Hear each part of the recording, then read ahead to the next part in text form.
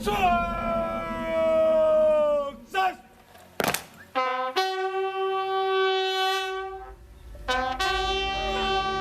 ये प्रूव किया 1965 की लड़ाई में कि it's never always about the machine, it's about the man behind the machine which matters the most.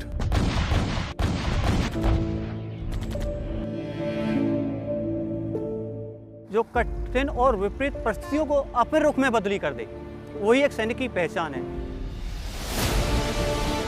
वो कितने अद्भुत लोग होते हैं जो देश के लिए अपना सब कुछ न्योछावर कर देते हैं।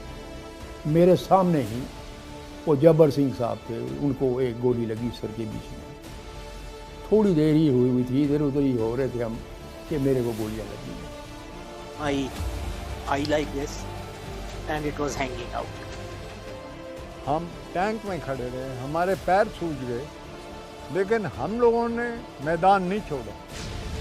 वो कैसा अविश्वसनीय जज्बा होता है जो अपने रक्त के कतरे कतरे से देश की मिट्टी को सींचते हैं। वो वहां से निकल सकते थे, लेकिन उन्होंने ये अपना फर्ज समझा कि जब तक उनकी सांसों में सांस चल रही है तब तक वो ये एडवांस लीड करेंगे और चाविंडा पे कब्जा हासिल करेंगे। पाकिस्तान दे जो अफसर साहबान सी उन्हां दे इरादियां नूं मिट्टी 'च मिला के चकनाचूर कर दिता। कैसी अकल्पनीय वीरता होती है कि अपनी जवानी, अपनी सारी उम्र वतन के नाम कुर्बान कर देते हैं। जब हमने जूते खोलने की कोशिश की तो खुल नहीं सक रहे। उनकी वजह ये थी कि पैर सूज गए। उसके लिए हमने जूते काटे और पैर बाहर निकाले। इनके लिए सरहद एक लकीर होती है, बस अगर लांघने पर आ जाएं, और वही लकीर बन जाती है ज्वाला अगर दुश्मन उसे छूने की भी गलती कर दे। 45 सेंचुरियन टैंक उनके 300 पैटर्न टैंक्स को रोक दिया। हमने दुश्मन के छक्के चढ़ा दिए। लाल बहादुर शास्त्री साहब वो टैंकों पे आए, उन्हें देखा तो मैंने इतनी कभी बैलगाड़ी नहीं देखी जितने आपने टैंक तोड़ रखे हैं।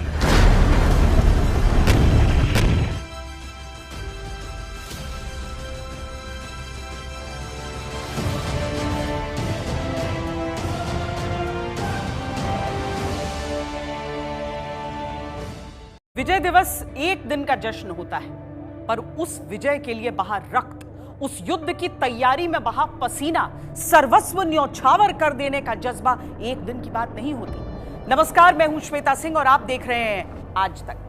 1965 की विजय को 60 साल पूरे हो रहे हैं और इस मौके पर हम आपको 3 कहानियां सुनाएंगे जो अद्भुत हैं, अविश्वसनीय हैं, अकल्पनीय हैं।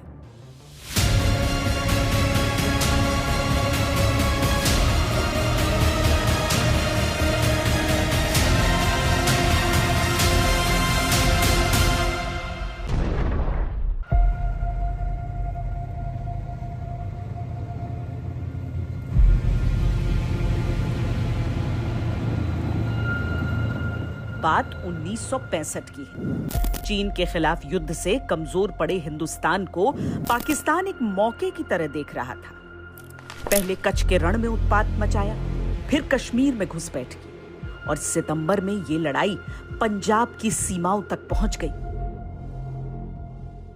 1965 हमारे लिए बहुत महत्वपूर्ण युद्ध था, क्योंकि ये 1962 के चंद एक सालों बाद पाकिस्तान ने हमारे ऊपर हमला किया था और पश्चिमी कमान का कार्यक्षेत्र उस समय काफ़ी फैला हुआ था, यानी कि लेह लद्दाख से लेकर राजस्थान तक पूरा इलाका पश्चिमी कमान के पास में था।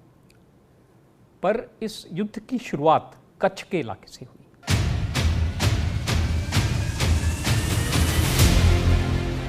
ये वो साल था जब भारत ने पहली बार सरहद लांघकर दुश्मन को सबक सिखाया था। ये वो साल था जब भारत ने लाहौर के मुहाने पर तिरंगा लहराया था। उसी महाविजय के 60 साल बाद आपको महापराक्रम की 3 लड़ाइयों की कहानी सुनाएंगे। टैंकों से टकराते हौसलों की कहानी, बैटल ऑफ असल उत्तर।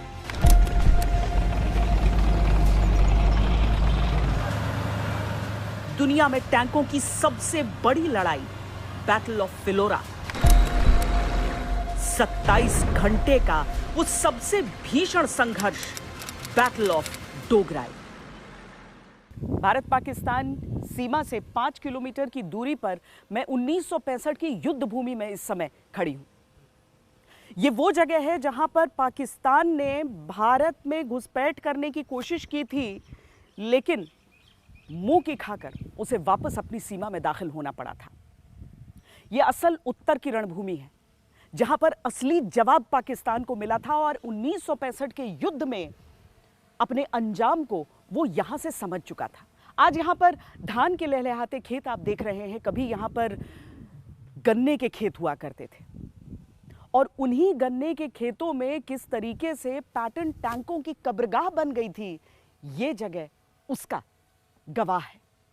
आज हम आपको इस लड़ाई की भी कहानी सुनाएंगे और उसके साथ ही 1965 के पराक्रम की पूरी दास्तान दिखाएंगे।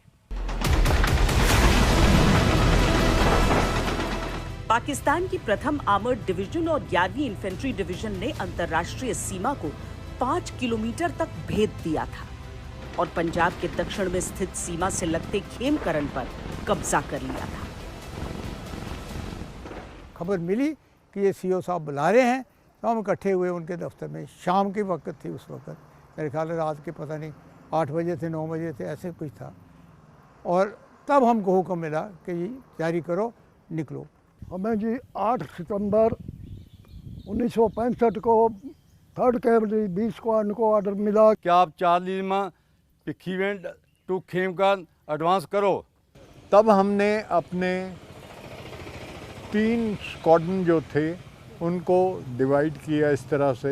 ए स्क्वाड्रन जो था वो पट्टी, वल्टोहा और उसके ऊपर खेमकरन। उस दौर में पाकिस्तान के पास बेहतर हथियार थे, बढ़िया टैंक और ताकतवर तोपखाना था। यहां तक कि पाकिस्तानी एयरफोर्स भी पश्चिमी मोर्चे पर लगी थी। तो अगर पाकिस्तान को यहां हराना था तो रणनीति अचूक बनानी थी और इसके लिए सबसे पहले भारत को आवश्यकता थी वक्त की।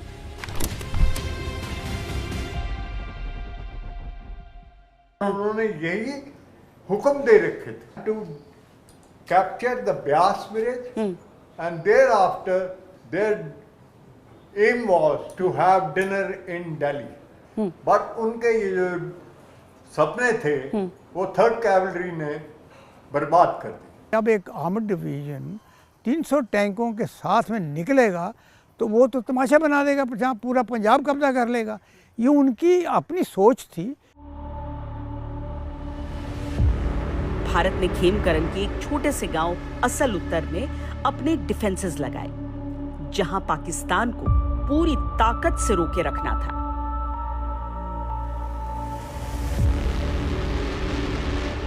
8 सितंबर सुबह 8:30 बजे भारत की ओर से भारी गोलाबारी जारी थी, लेकिन पाकिस्तान के शाफी टैंक के 2 स्क्वाड्रन और पैटर्न का 1 स्क्वाड्रन आगे बढ़ने में कामयाब रहा। ये भारतीय रक्षात्मक पंक्ति के 900 मीटर के दायरे में आ गया, पर आगे गन्ने के खेत थे, जहां भारतीय टैंक फसल की आड़ में खड़े थे।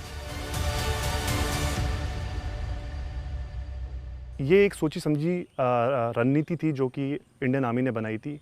अगर हमें भी यहाँ से आगे जाना होता तो वो हमारे लिए मुश्किल था, पर लेकिन क्योंकि उसके टैंक तादाद में ज़्यादा थे तो उनको रोकने के लिए हमने एक रणनीति बनाई कि उनके टैंकों को यहीं रोका जाएगा और अपने कम टैंकों से उसके ज़्यादा से ज़्यादा टैंक नष्ट किए जाएंगे। टेक्निकली देखिए जी, जब तक तो हमने पैटर्न देखे नहीं थे तो हम भी ये सोचते थे कि शायद ये पैटर्न जो है अमेरिकन टैंक है, कि शायद ये हवा है कोई। लेकिन जब 8 सितंबर को हमारा पहला कांटेक्ट हुआ 20 स्क्वाड्रन का, और टैंक टू टैंक वर्सेस सामने 800 गज पे भी नहीं आए, 600 गज पे या 800 गज पे 1000 गज पे दुश्मन का टैंक हो और वो फायर करे, हमारे सेंचुरियन टैंक के बीच में उनका एक गोला फंस गया। हमको उस वक्त लगा कि पैटर्न कोई चीज़ नहीं है। हमें इस बात का ख्याल नहीं था कैसा है, क्या करेगा, हमारे को कितना। बट जब हमने पहला टैंक हमारे 20 स्क्वाड्रन ने हिट किया चीमा में, तो हमारा कॉन्फिडेंस 10 दुगना हो, इतना बड़ा जोश कि अब कुछ नहीं। शर्मन टैंकों ने 11 पाकिस्तानी पैटर्न को बर्बाद कर दिया। इस कार्रवाई में हमारे भी 4 टैंकों को नुकसान हुआ, लेकिन पाकिस्तान को वहां से पीछे हटना पड़ा। नजदीक ही मोर्चे पर 4थी ग्रेनेडियर्स के जवान तैनात थे। पाकिस्तानी टैंकों के सामने लड़ने के लिए उनके पास थी मामूली सी जीप, जिस पर फिट होती थी एक रिकॉइल लेस बंदूक। गन्ने के खेतों की आड़ लेकर सभी सैनिक अपनी अपनी जीप में बैठे थे। इन्हीं में शामिल थे कंपनी क्वार्टर मास्टर हवलदार अब्दुल हमीद।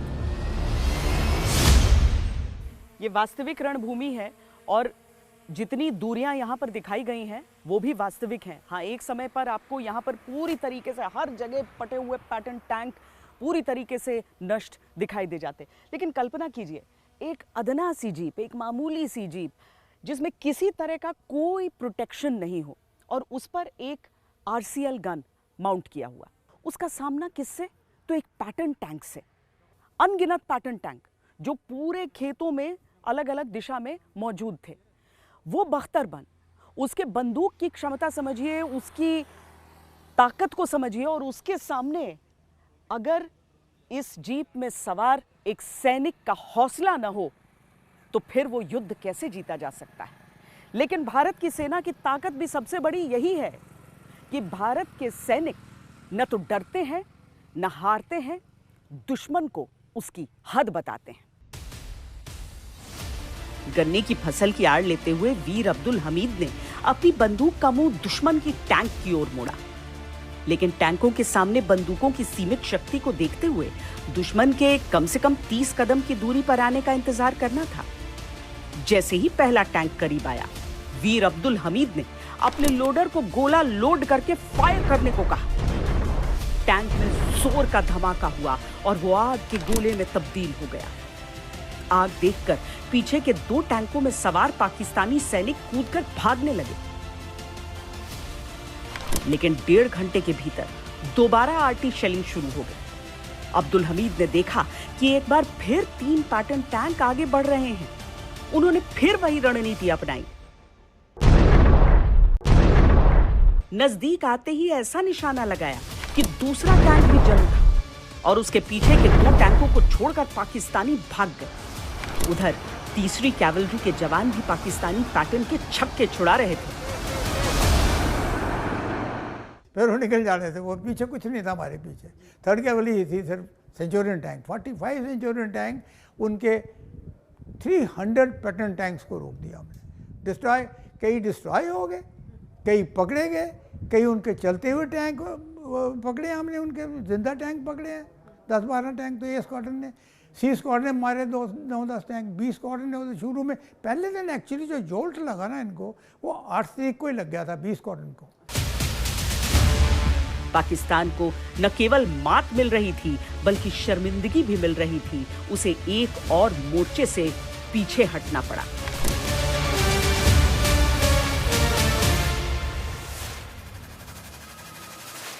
पहला गोला पाकिस्तान के टैंक का साडे टैंक के मेरे टोपली के टैंक से लग्या। फिर जब उदों देखा वो कहता वो चरने मार गोला।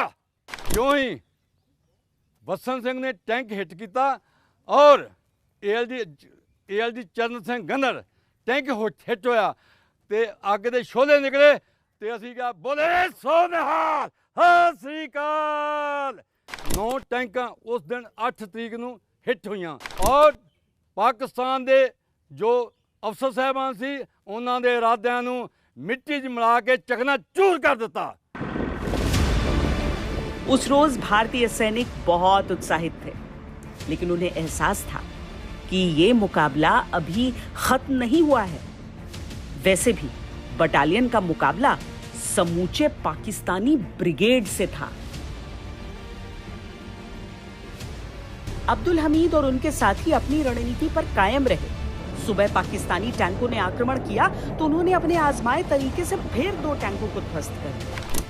शाम होते होते उनके साथियों ने 2 और टैंकों को नष्ट कर दिया। पाकिस्तान के लिए लानत की बात यह थी कि उसके टैंक भारतीय पैदल सैनिक दस्तों के आगे हार रहे थे। टैंक ऐसे तहस नहस हो रहे थे जैसे टिन के डब्बे हों लेकिन जो बड़ा आक्रमण 9 तारीख को नहीं हुआ, वो 10 सितंबर की सुबह हुआ। भारत ने 2 दिन तो पाकिस्तान के एडवांस को रोके रखा था, लेकिन तीसरी सुबह हुए हमले में पाकिस्तान का पलड़ा भारी नजर आने लगा।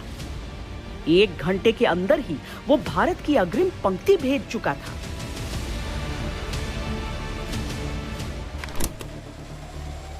पाकिस्तानी अब जीप पर बैठे भारतीय सैनिकों के लिए मशीन गन फायर का इस्तेमाल कर रहे थे। दुश्मन की नजर अब्दुल हमीद पर पड़ चुकी थी और वो उनकी जीप पर निशाना लगा रहे थे। अब्दुल हमीद के पास 2 ही विकल्प थे, या तो पीछे हटकर किसी ओट में आक्रमण धीमा होने का इंतजार करें, या फिर जान की परवाह किए बगैर बेखौफ आगे बढ़ते रहे। वीर अब्दुल हमीद तो सर पर कफन बांध कर आए थे, लेकिन जब तक वो एक टैंक से बचकर उस पर निशाना लगा रहे थे, एक दूसरा टैंक उनकी ओर बढ़ा चला आ रहा था। अब्दुल हमीद ने उस टैंक को तब देखा जब दोनों आमने सामने आ चुके थे। दोनों ने एक साथ निशाना साधा और दाग दिया गोला। ये टैंक भी तबाह हो गया, लेकिन फटते फटते उसका गोला भी सीधे वीर अब्दुल हमीद की जीप पर आ गिरा। असल उत्तर के युद्ध में अब्दुल हमीद, CQMH अब्दुल हमीद, अब आप इमेजिन करिए कि वो एक ओपन जीप में बैठकर पाकिस्तान के टैंक्स को बर्बाद कर रहे थे।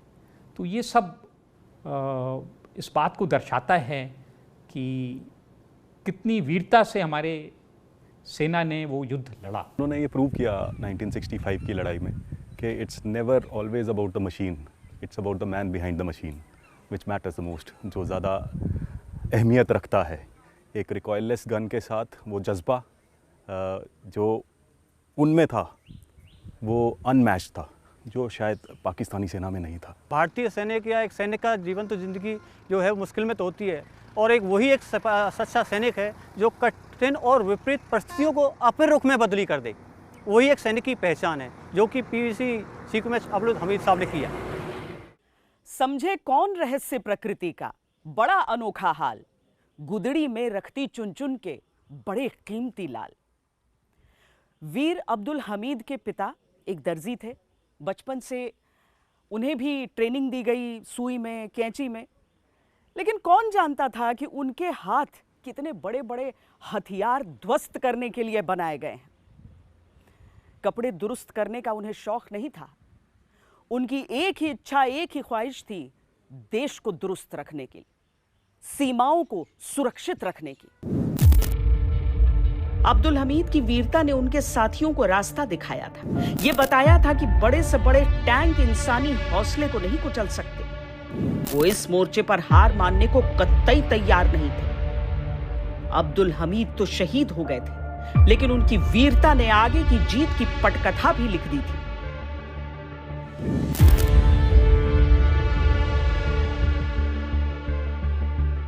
इस बीच पाकिस्तान की एक टुकड़ी उत्तर की ओर बढ़ने लगी, पर उन्हें मालूम नहीं था कि उनकी चतुराई का अंदाजा हिंदुस्तान पहले से लगा चुका है।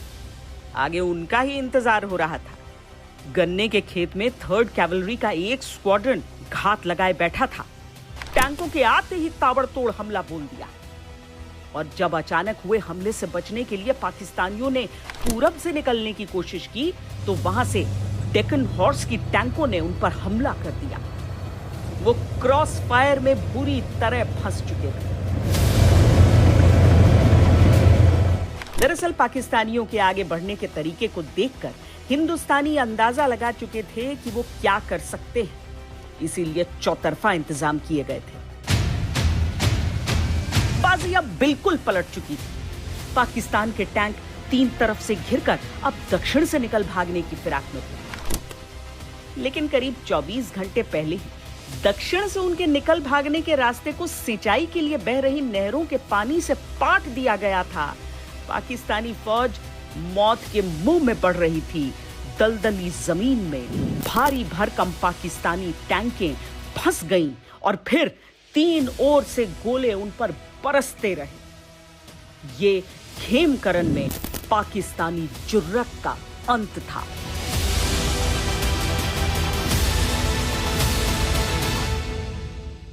हाँ, पाकिस्तान की पूरी 1 आर्मर्ड डिवीज़न यहाँ पे लॉन्च हुई थी, जिसको रोक दिया गया और उनको यहाँ से पीछे मुड़ के जाना पड़ा। उनके मेजर जनरल नसीर अहमद खान वो यहाँ पे मारे गए इस लड़ाई में, जो कि उनके लिए बहुत बड़ा झटका था।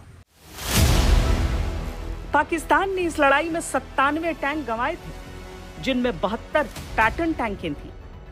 हिंदुस्तान का कोई टैंक इस अत्याधुनिक टैंक की टक्कर का नहीं माना जाता था, पर युद्ध में लोहे से मजबूत हिम्मत होती है और हिंदुस्तान की इसी हिम्मत से टकराकर पाकिस्तान चूर चूर हो गया था। जैसा कि आप देख पा रहे हैं अपने सामने, ये वही इलाका है जहां सेकेंड वर्ल्ड वॉर के बाद सबसे बड़ा टैंक बैटल लड़ा गया, जो कि बैटल ऑफ असल उतार है। जो आपके सामने खेत हैं, ये उस टाइम गन्ने के खेत हुआ करते थे, जिनका फ़ायदा उठाते हुए भारतीय सेना ने इन्हें पानी से भर के इसमें दलदली ज़मीन बना दी, जिसके कारण पाकिस्तान के मॉडर्न कहे जाने वाले पैटर्न टैंक यहाँ रुक गए। इसका फ़ायदा उठाते हुए इंडियन आर्मी के टैंकों ने उन्हें तीनों तरफ से घेर के 3 दिन तक चली लड़ाई में तकरीबन 100 से ज़्यादा टैंकों को नष्ट किया और साथ ही साथ 40 टैंकों पर कब्जा किया। बाद विच दयालपुरा पिंड पैटर्न कब्रस्तान बना रखा सी। उस समय के प्रधानमंत्री लाल बहादुर शास्त्री साहब वो टैंकों ते आए, उन्हें देखा, मैंने इतनी कभी बैलगाड़ी नहीं देखी जितने आपने टैंक तोड़ रखे हैं। पाकिस्तान के लगभग 2 आर्मर्ड रेजिमेंट मिट गए, उसकी 4थी कैवलरी का नामो निशान मिट गया था।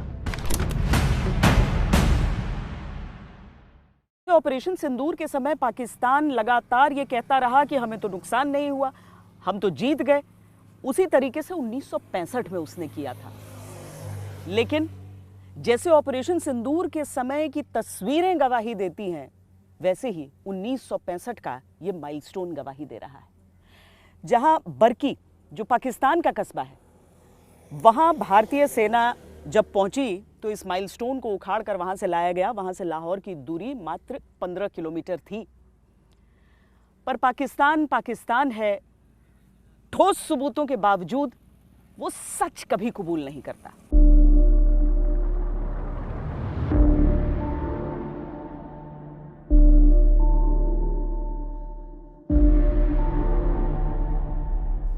आज के बहादुर जवानों, वो समय आ गया है जिसका हमें बेसब्री से इंतजार था। हमारी रेजिमेंट की टास्किंग फिलोरा को वेस्ट और साउथ वेस्ट से आइसोलेट करके इन्फेंट्री को उसे कब्जा करने के लिए मुकाम में हासिल कराना है। किसी भी सूरत में फिलोरा पर 10 तारीख तक कब्जा होगा।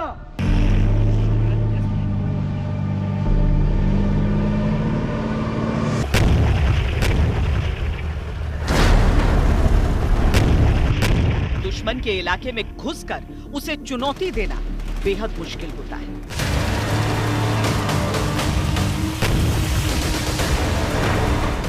खेमकरन में पाकिस्तान को भारत ने जिस तरीके से रौंदा था, वो तस्वीरें इस बात की तस्दीक कर रही थी।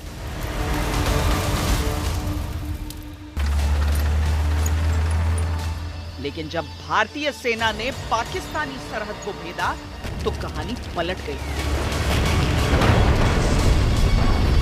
हिंदुस्तान लाहौर सेक्टर और सियालकोट सेक्टर में निरंतर आगे बढ़ रहा था।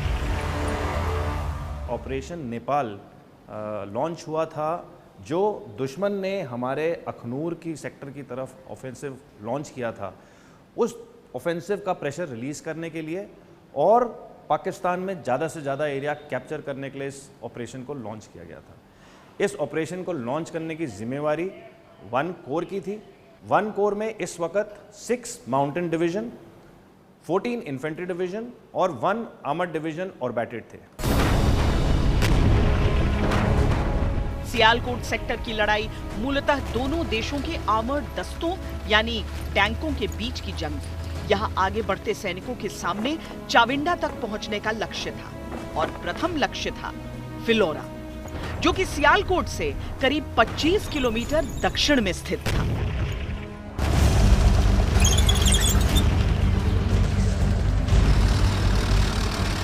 संख्या के हिसाब से उस मोर्चे पर भारत और पाकिस्तान की ताकत में बहुत ज्यादा फर्क नहीं था, पर उपकरणों के हिसाब से पाकिस्तान के पास थे M48 पैटर्न और शर्मन टैंक डिस्ट्रॉयर्स। हमारे आर्मर्ड रेजिमेंट के पास थे सेंचुरियन।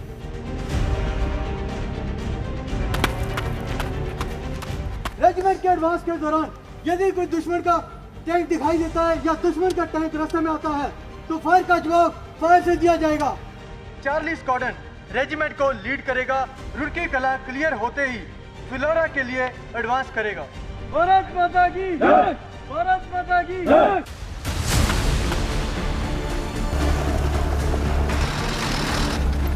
11 सितंबर को सुबह 6 बजे जब आक्रमण की शुरुआत हुई तो पाकिस्तानी तोपखाने से जबरदस्त गोलाबारी शुरू हो गई।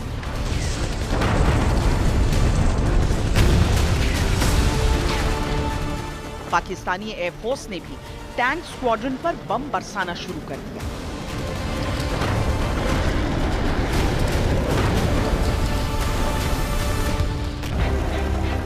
पर भारतीय सेना जिस सधी हुई योजना के तहत आगे बढ़ रही थी, पाकिस्तान का हर पैंतरा विफल हो रहा था। हॉडसन हॉर्स के टैंकों ने जल्द ही फिलोरा को पूरब और दक्षिण से घेर लिया और पूना हॉर्स ने फिलोरा को पश्चिम और दक्षिण पश्चिम से घेरकर चाविंडा से उसका संपर्क काट लिया। महाराज के से जो हमारा ऑपरेशन लॉन्च हुआ वो 9-10 सितंबर की रात को लॉन्च हुआ।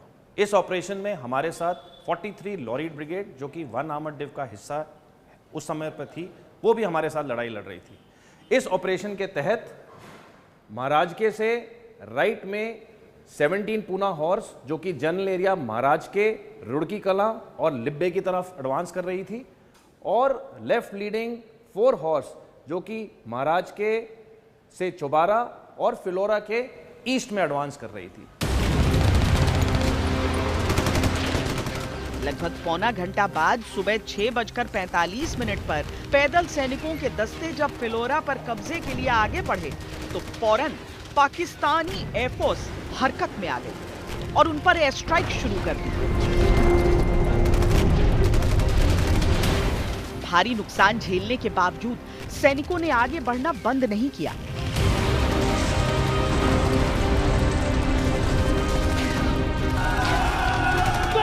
दोपहर तक फिलोरा के इर्द गिर्द जितनी भी पाकिस्तानी किलेबंदी थी उसको ढहा दिया गया।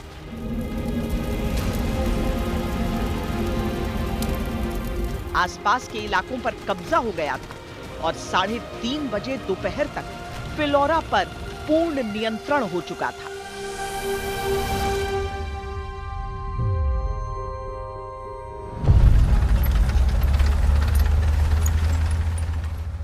भारतीय टैंकों का दबदबा जंग में ऐसा था कि पाकिस्तान के होश उड़ गए थे। पूना हॉर्स के कमांडिंग अफसर लेफ्टिनेंट कर्नल आर्देशिर तारापुर और हॉडसन हॉर्स के कमांडिंग अफसर लेफ्टिनेंट कर्नल MM बख्शी ने शानदार नेतृत्व दिखाया था। हालांकि फिलोरा के लिए आमने सामने की टैंक टू टैंक लड़ाई में कर्नल तारापुर घायल हो चुके थे।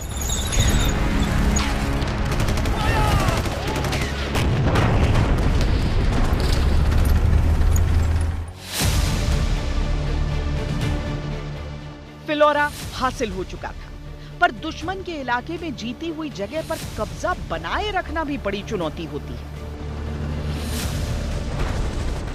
12 सितंबर को भी पाकिस्तान की ओर से फिलोरा को वापस हासिल करने की छिटपुट कोशिशें की गई। पाकिस्तान ने अपनी एयरफोर्स भी लगाई, लेकिन पूना हॉर्स के टैंक ही उनके लिए काफी थे। मैंने तो ये सोचा था कि जब मैं फिलोरा जाऊंगा तो मेरे ऊपर पाकिस्तानी टैंक्स अटैक करेंगे, पर जब मैं फिलोरा के पास पहुंचा तो मेरे ऊपर कोई फायर नहीं आया। तो मैंने कहा फिलोरा में टैंक्स होंगी नहीं पाकिस्तान की। तो मैं फिलोरा के जो एक्चुअल टाउनशिप थी उसके नज़दीक पहुंच गया। वहाँ नज़दीक पहुँचे बाद मैंने देखा कि पाकिस्तान टैंक्स हैं, पर उनके जो क्रूज़ है ना वो रेस्ट कर रहे हैं। उनको ऐसा लगता था कि इंडियन आर्मी यहाँ नहीं आएगी। जब उन्होंने मेरी टैंक देखी ना, जब घबराए बाद वो तितर बितर हुए, कई टैंकों को छोड़ दिया और भाग गए वहाँ से। तो मुझे पुलिस स्टेशन दिखाई दिया जहाँ पे बोर्ड लगा हुआ था फिलोरा पोस्ट स्टेशन। तो वो बोर्ड मैंने सोचा कि बेस्ट आइडेंटिटी है इस जगह की, तो मैंने क्रू को कहा कि उस बोर्ड को निकाल लाओ। और फिर मैं बोर्ड को लेके और अपने सीईओ साहब के पास पहुंचा कि पहले तो जब मैंने रेडियो पे ट्रांसमिशन दिया कि फिलोरा कैप्चर्ड, तो किसने माना ही नहीं, कोई दूसरी विलेज में हो गया। तो मैंने कहा यार ऐसे नहीं काम चलेगा। मैंने एक पैटर्न टैंक उठाई जो वो छोड़ के चले गए थे, उस पैटर्न टैंक में मेरा ड्राइवर बिठाया और मैंने कहा मैं चलता हूँ आगे और आप मेरे पीछे पीछे आ जाना। और मैंने पुलिस स्टेशन का बोर्ड भी निकाल लिया। जैसे मेरी टैंक अप्रोच हुई, जितने भी वहाँ टैंकें थी सेंचुरियन, उन्होंने मुझे लाइन अप कर दिया गन्स को। मैंने कहा मारे जाएंगे। तो फिर मैंने वो सफ़ेद झंडा हिलाया, टैंक के ऊपर चढ़ के टावल वावल दिखाया। जब उनको दिखाई दिया कि नहीं नहीं ये तो अजय ही है, फिर उन्होंने फायरिंग वायरिंग नहीं की। मैं जाके उनको पहुंचा तो उन्होंने बहुत शाबाशी दी। थाना फिलोरा का ये बोर्ड आप देख रहे हैं। दुश्मन के इलाके में जब सैनिक जाते हैं, वहाँ पर दुश्मन को परास्त करते हैं और उसके बाद वापस लौटते हैं, तो एक तरह से ये एक वॉर ट्रॉफी हो जाती है। आप उसे एक यादगार के तौर पर लाते हैं कि क्या पराक्रम भारतीय सैनिकों ने वहाँ पर दिखाया था। 17 पूना हॉर्स के पास इसे संजो कर रखा गया है और इसका मकसद एक दूसरा भी होता है, वो ये कि उस दौर में न तो उस पैमाने पर तस्वीरें होती थी, न वीडियोस होते थे, लेकिन इस तरह की चीज़ अगर आपके पास रहती है तो आपके पास एक सबूत है कि आप कहां तक भीतर पहुंचे थे और किस तरह से आपने कुचला था दुश्मन को। 12 सितंबर तक सियालकोट सेक्टर में पाकिस्तान का रुख रक्षात्मक हो चुका था। अपने जिस आर्मर्ड ब्रिगेड के दम पर वो इस युद्ध में कूदा था, वो हर मोर्चे पर बिखर रहा था। खेमकरन में उसके पैटर्न टैंकों की कब्र और फिलोरा में पूरे टैंक रेजिमेंट के सफाई ने उसे अपनी रणनीति पर दोबारा विचार करने को मजबूर कर दिया था। फिलोरा में हार के बाद पाकिस्तानी फौज चाविंडा की सुरक्षा बढ़ाने के लिए आगे बढ़ गई।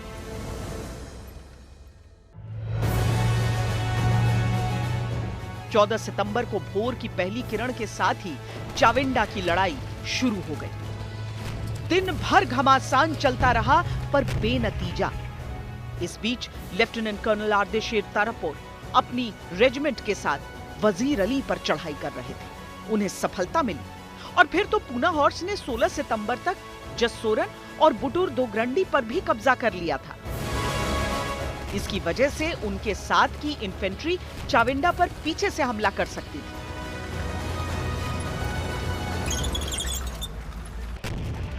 लेकिन अब तक कर्नल तारापोर के टैंक पर कई आघात हो चुके थे।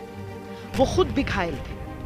तभी एक गोला सीधा आकर उनकी टैंक पर लगा और वो धू धू कर जलने लगा।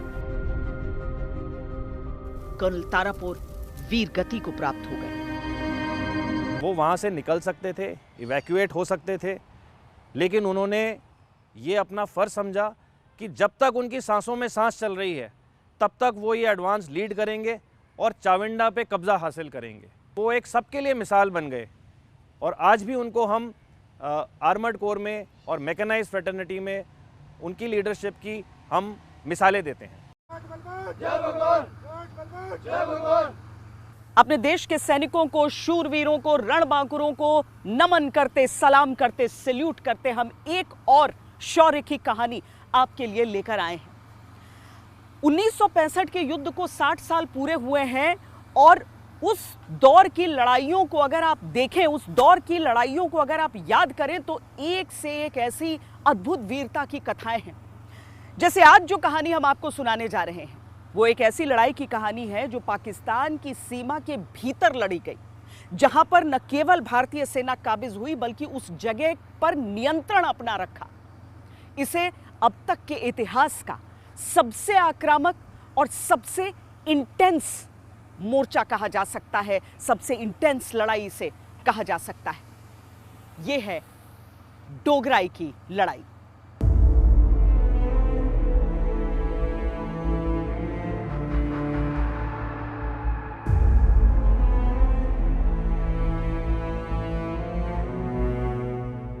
ये एक ऐसी अनोखी लड़ाई की कहानी है जो 2 अलग अलग दिनों पर लड़ी गई। ये 1965 के युद्ध का वो कारनामा था जिसे करने से पहले तक असंभव माना गया था। लड़ाई का पहला दिन युद्ध की लगभग शुरुआत था और लड़ाई का दूसरा दिन युद्ध का अंत।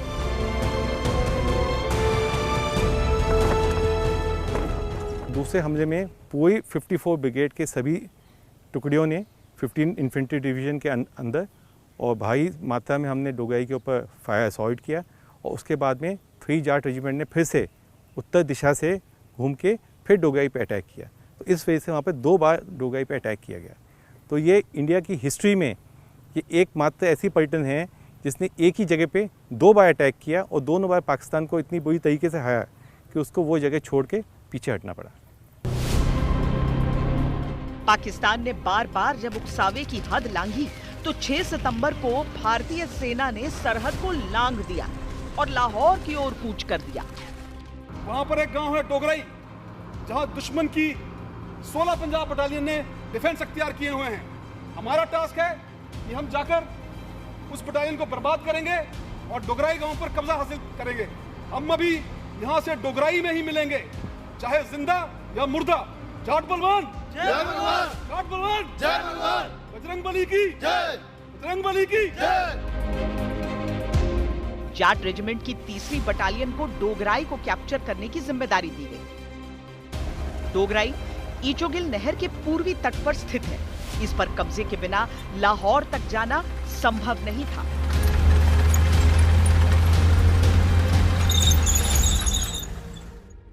ईचोगिल कनाल पाकिस्तानियों ने अपने शहरों को और खासकर लाहौर को प्रोटेक्शन देने के लिए ऊपर रावी से लेकर नीचे सतलुज तक एक नहर बना रखी थी। ये नहर अपने बॉर्डर से कहीं पे 5 से 15 किलोमीटर के इलाके में ये नहर बह रही थी।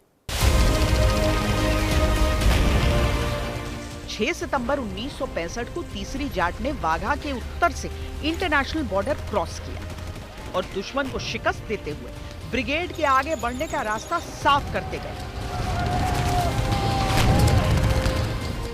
3री जाट के कमांडिंग ऑफिसर थे डेसमंड हेड। आयरलैंड में जन्मे हेड भारत में बस गए थे और अभूतपूर्व निष्ठा और शौर्य संपन्न अफसर थे। कर्नल डेसमंड हेड को उस टाइम पे 3 जाट रेजिमेंट में उनको माना जाता था कि वो सैनिक भी हैं और संत भी हैं, और वो हमेशा अपनी पलटन के जवानों के साथ में इतने घुल मिल के रहते थे और उनके साथ में इतनी ज़्यादा बातचीत करना, और साथ ही साथ में उनको बहुत अच्छी टीम मिली हुई थी। तो उनके बाकी ऑफिसर्स वो सब एकजुट होकर रहते थे। और डेसमंड हेड सर की मेन क्वालिटी ये थी कि डिसीजन लेना। जब भी कोई भी परिस्थिति आती थी उन्होंने इमीडिएटली डिसीजन लिया और डिसीजन के ऊपर एक्शन किया। उस टाइम पे वो पीछे मुड़ के नहीं देखते थे। लेफ्टिनेंट कर्नल डेसमंड हेड ने अपने जवानों को ये कहा था कि जिंदा या मुर्दा हमने डोगराई पे मिलना है। और इत्तेफाकन बात यह है वो एक रात पहले ही सीओ बने थे, लेकिन वो बहुत प्रिय सीओ थे और बड़े क्वालिफाइड थे, बड़े हिम्मत वाले और बड़े दलेर आदमी थे। ज्यों शेलिंग शुरू होनी उन्होंने पलटन का चक्कर मारना शुरू कर देना। जवान के दिमाग के ऊपर बहुत असर पड़ा कि देखो सीओ साहब कितना निडर आदमी है, और वही उनके अंदर भी भाव पैदा हो गया। सैनिकों में जबरदस्त जोश था। वो दुश्मन के पलटवार से भी नहीं थमे। सुबह 11:30 बजते बजते ईचोगिल के ईस्ट बैंक को कैप्चर कर लिया।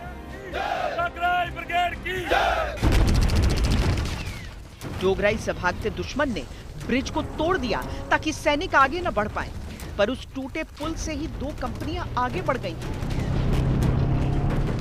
ये वीरता का एक ऐसा ऑपरेशन था जिसकी कल्पना भी कोई नहीं कर सकता था। पर फतेह एक बात थी और उन इलाकों पर कब्जा बरकरार रखना दूसरी बात, क्योंकि हवाई बमबारी में 3 जाट का प्रशासनिक कॉन्वॉय ध्वस्त हो चुका था। रेडियो कम्युनिकेशन न होने के कारण फायर सपोर्ट नहीं मिल पा रहा था। पाकिस्तान इलाके में अतिरिक्त फौज भेज रहा था और टूटा ब्रिज अब पूरी तरह बिखर रहा था। ये संकट था कि कहीं उस पार गई कंपनियां उधर ही न फंस जाएं। आखिरकार ये फैसला लिया गया कि उन्हें अपने कैप्चर किए इलाकों को फिलहाल छोड़ना चाहिए। 11 साढ़े 11 बजे तक हमने कैप्चर कर लिया डोगराई, और कुछ क्रॉस भी कर लिया, डोगराई को क्रॉस कर लिया। लेकिन कुछ कारणवश हमको वहाँ से डोगराई से आना पड़ा और हम पीछे फिर गोसल दयाल आ गए, क्योंकि उनके ऊपर प्रेशर ज़्यादा, काउंटर अटैक का ज़्यादा प्रेशर आ रहा था। 3 जाट के जवान जब मोर्चे पर निकले तब से ही पूरे जोश से भरे हुए थे। जो लक्ष्य उन्हें दिया गया था, जो ऑब्जेक्टिव उन्हें दिया गया था, बहुत तेजी से उन्होंने उसे हासिल कर लिया और उससे कहीं अधिक हासिल कर लिया, यानी कि और अधिक क्षेत्र को कैप्चर कर लिया। पाकिस्तान के लिए शर्मनाक ये बात थी कि वो लाहौर के मुहाने तक पहुंच चुके थे।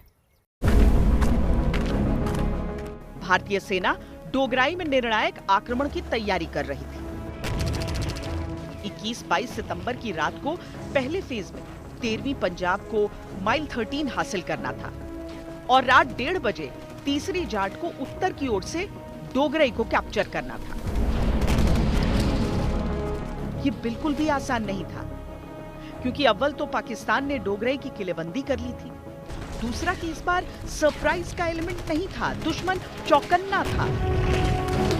पहली टुकड़ी को आंशिक सफलता ही मिली, लेकिन योजना के अनुसार सैनिक डोगराई की ओर कूच कर गए। वो जो 13 पंजाब ने, उन्होंने फिर शुरू किया, टैंक्स आ गए और टैंक्स के साथ हमला कर दिया। जब टैंकों के साथ हमला किया, जो पाकिस्तानी बैठे थे माइल 13 के ऊपर, वो पीछे उठ के भागे। अब पीछे उनके पीछे जाट पहुंचे हुए थे डोगराई में, तो वो आगे से भी मारे और पीछे से भी मारे गए। तकरीबन 5:30 बजे तक, 6 बजे तक सवेरा हो गया था। हमला हमारा तकरीबन सक्सेस हो गया था। पाकिस्तानी इतना घबरा गए कि उसकी 2 कंपनियां नहर पार करके भाग गईं। डोगराई पर भारत का कब्जा हो गया। अदम्य शौर्य का प्रदर्शन करते हुए 58 जाट योद्धाओं ने अपनी जान गंवा दी थी।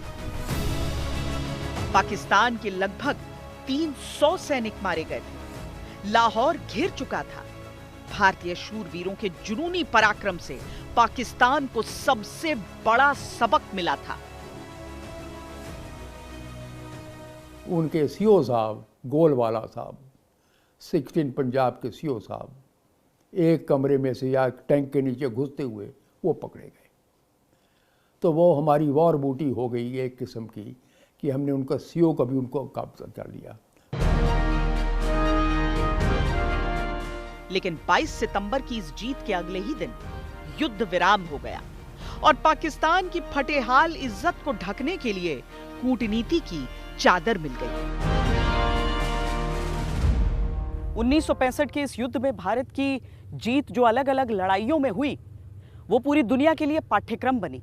पाकिस्तान के लिए ऐसी शर्मिंदगी का सबब कि भारतीय सेना लाहौर की दहलीज तक पहुंच गई। पाकिस्तान के सैन्य पतन की शुरुआत 1965 में ही हुई। अभी के लिए इतना ही। मोहम्मद अनस जुबैर और कैमरा पर्सन्स हितेश कुमार और सैयद मोहसिन के साथ मुझे दीजिए इजाजत। देश और दुनिया की बाकी खबरों के लिए आप देखते रहिए आज तक।